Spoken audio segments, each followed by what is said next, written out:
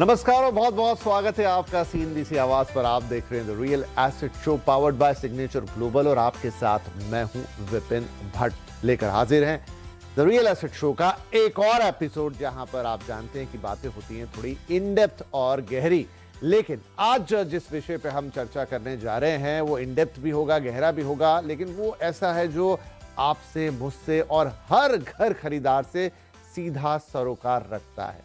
क्यों? क्योंकि घर सिर्फ ईंट और सीमेंट हम सब जानते नहीं होता। ये जिंदगी की सबसे बड़ी कमाई है, सबसे बड़ा सपना है और सबसे बड़ा भरोसा है। लेकिन अगर वही सपना सालों तक अधूरा रह जाए, पैसे फंस जाए, ईएमआई चलती रहे, ऊपर से किराया भी देना पड़े और न्याय पाने के लिए दर दर भटकना पड़ जाए, तो गुस्सा किस पर करेंगे? बिल्डर पर, सिस्टम पर या फिर कानून पर? क्योंकि अब तो कानून भी मौजूद है।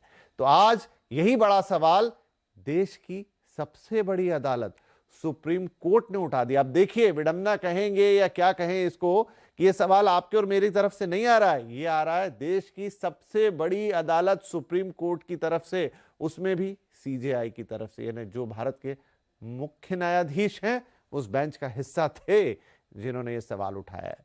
क्या कहा है अदालत ने? अदालत ने real estate regulation and development act 2016, जिसे हम आम बोलचाल में रेरा कहते हैं, उस रेरा के कामकाज पर सख्त टिप्पणी करते हुए कहा है कि यह कानून अपने असली मकसद यानी घर खरीदारों को जल्दी और ठोस राहत देने में पूरी तरह सफल नहीं दिख रहा। कोर्ट का कहना है कि आदेश तो दिए जाते हैं लेकिन उनका पालन वक्त पर नहीं होता। बिल्डर अपील कर देते हैं, स्टे ले आते हैं, मामला लटक जाता है और खरीदार इंतजार करता रह जाता है।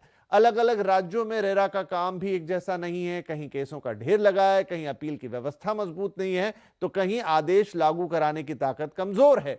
अदालत ने साफ इशारा किया कि अगर प्रक्रिया इतनी धीमी हो जाए कि डिफॉल्ट करने वाले बिल्डर्स को ही समय मिलने लग जाए, तो फिर कानून का असर क्या रह जाएगा? सरकार ने भी कोशिशें की हैं, पोर्टल बनाए, नियम सख्त किए, सुधार की बातें की, लेकिन जमीन पर सवाल अब भी वही खड़ा है। क्या रेरा सच में खरीदार की ढाल है या सिर्फ कागजों में मजबूत दिखने वाला एक सिस्टम है? आखिर दिक्कत कहां है? क्या रेरा एक कागजी शेर है जिसके पास दिखावे की ताकत तो है लेकिन असल में वो कुछ कर नहीं सकता? कोर्ट ने यह भी कहा कि रेरा रिटायर्ड अधिकारियों के लिए एक पनाहगाह बन गया है। मतलब यहां काम करने वालों के पास कोई मोटिवेशन नहीं है, कोई उत्साह नहीं है। कई राज्यों में पद खाली पड़े हैं, यानी वर्कफोर्स की कमी है।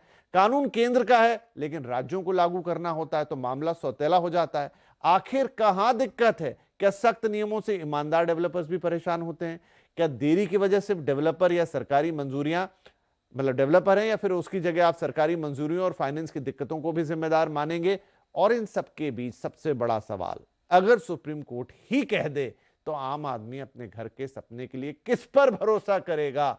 और तो और सुप्रीम कोर्ट ने यह भी कह दिया है कि जिस स्वरूप में रेरा है, यानी आज वो जिस तरह के कानून या जिस स्वरूप में मौजूद है, उसे खत्म कर देना चाहिए। ये बहुत बहुत और बहुत बड़ी ऑब्जर्वेशन या टिप्पणी है। कोर्ट कह रहा है जिस सिस्टम को हमने घर खरीदार के लिए एक ढाल माना, उसकी ताकत माना, जैसा आज वो दिख रहा है, जरूरत नहीं है, उसे खत्म कर दीजिए।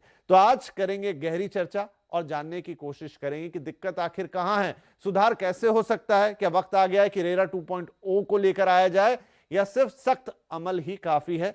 नियम तो अपने आप में बेहतर है, कानून अपने आप में अच्छा है, क्योंकि बात सिर्फ कानून की नहीं है, बात उस भरोसे की भी है जिस पर हम और आप यानी हर भारतीय अपना घर खरीदता है। चलिए